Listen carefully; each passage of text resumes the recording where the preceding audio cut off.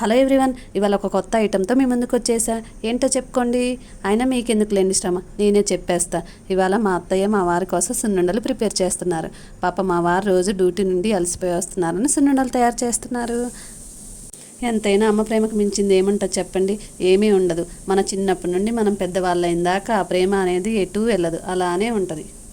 అమ్మ ప్రేమ అనేది ఎంత స్వచ్ఛమైన ప్రేమో. అమ్మ గురించి చెప్పాలంటే ఒక బుక్ సరిపోదు. నాకైతే ఒక పాట పాడాలనిపిస్తుందిలే కానీ ఎక్కడ నా ఛానల్ని సబ్స్క్రైబ్ చేసుకోరని భయంతో నేను పాట పాడట్లేదు. ఇంతకీ మన సున్నుండలు ఎక్కడ దాకా వచ్చాయో చూసేద్దాం.